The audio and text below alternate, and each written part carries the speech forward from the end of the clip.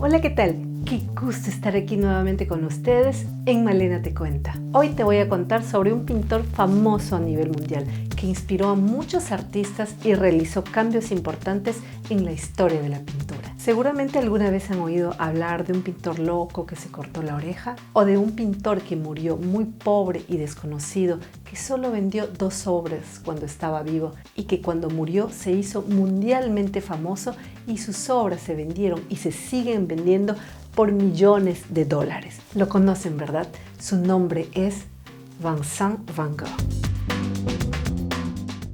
Verdadera leyenda, y como toda leyenda se ha escrito y dicho tantas cosas de él que muchas veces se ha tomado como cierta a la pura ficción. Hoy les contaré sobre alguno de estos mitos. Vincent Van Gogh nació en Zundert, al sur de Holanda, el 30 de marzo de 1853. Tuvo 6 hermanos. Su padre era pastor protestante, siguiendo la tradición familiar de predicadores religiosos, y también era una familia de prestigiosos comerciantes de arte en toda Europa. A los 16 años, Vincent incursiona en el arte, no como artista, sino como comerciante de arte. Trabaja en La Haya en una de las galerías más prestigiosas de Europa, la Galería Goupil, propiedad de su tío Henri. Muy trabajador, serio y responsable, a los 20 años lo ascienden y lo envían a Londres. Tenía una vasta cultura, hablaba varios idiomas, era un gran lector, amante de la literatura clásica. Leía Dickens, Shakespeare, Eliot, Balzac, Victor Hugo, Zola.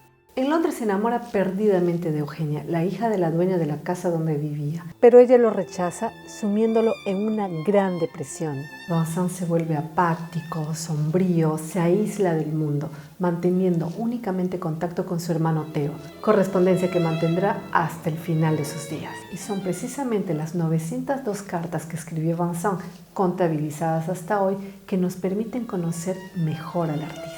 Durante 18 años escribió 652 cartas a su hermano Theo, quien las coleccionaba religiosamente. Theo era su mejor amigo, su confidente, su crítico de arte, su consejero, su gran apoyo económico.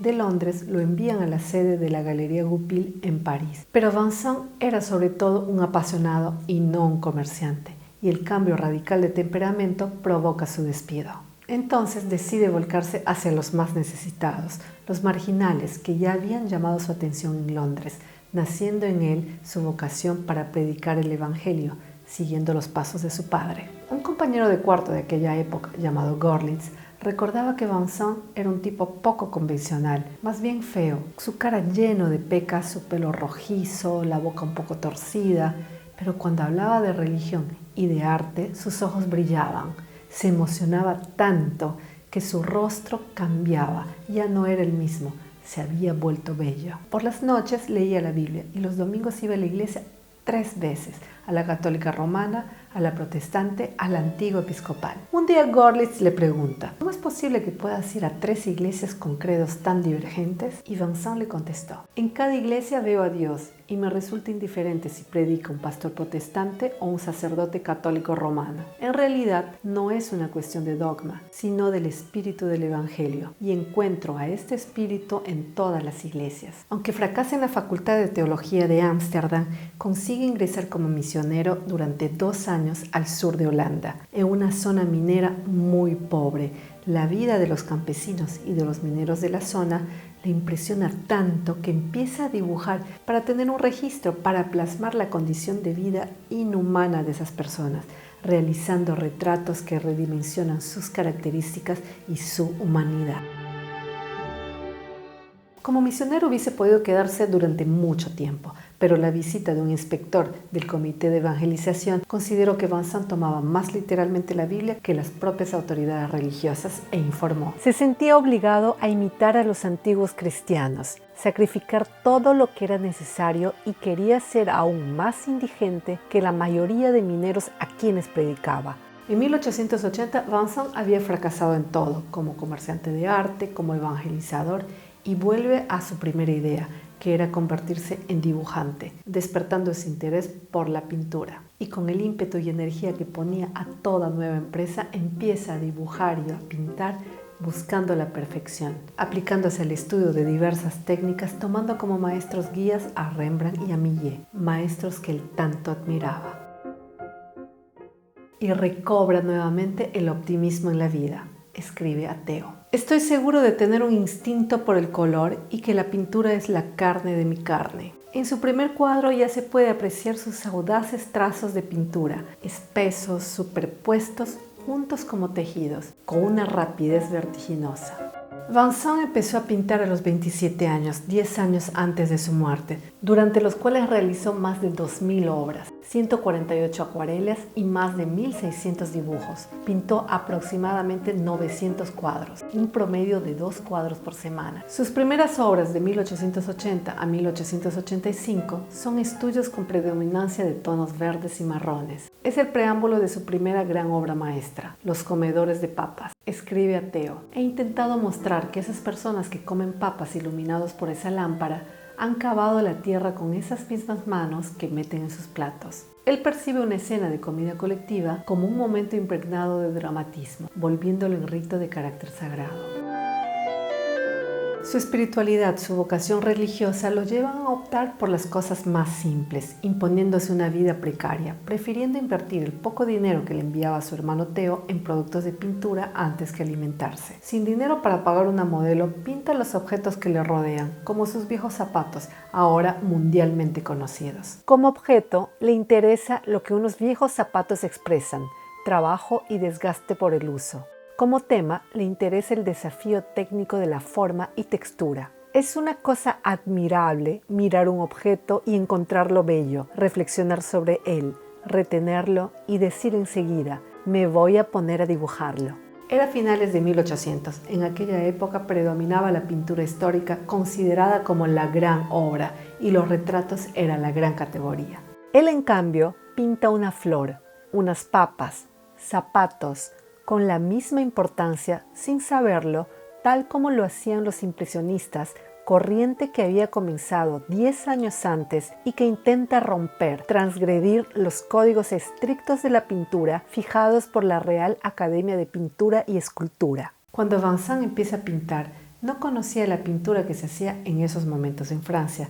Nunca tuvo contacto con los pintores impresionistas de la época. En marzo de 1886 llega inesperadamente a París y se instala en casa de su hermano Theo, que era gerente de la Galería Goupil en París. Y es ahí donde vio por primera vez los lienzos impresionistas a los que Theo hacía referencia tan seguido. Vincent consigue ingresar en el taller del pintor Fernand Cormon, cuyo método liberal de enseñanza sedujo a muchos talentosos pintores como Henri de Toulouse-Lautrec y Émile Bernard, que se volvieron sus amigos. Pero lo que más fascinó a Vincent fue la tienda de pinturas de Julien Tanguy, el padre Tanguy, como lo llamaban. Era muy generoso, un gran apoyo para jóvenes artistas sin dinero, a quienes les permitía pagar con cuadros los materiales. La tienda era una especie de galería de arte, donde los pintores se reunían para ver las obras de sus colegas. Fue allí que Vincent conoció a Paul Gauguin, cuya obra admiraba enormemente. Su encuentro con los más grandes pintores impresionistas y postimpresionistas es decisivo al gran cambio. Pissarro lo anima a la utilización de más colores y lo inicia en nuevas teorías sobre la luz. Seurat y Signac le impresionan por el puntillismo que él adapta a su pintura. Su paleta se enriquece, sus pinceladas se dinamizan y fragmentan.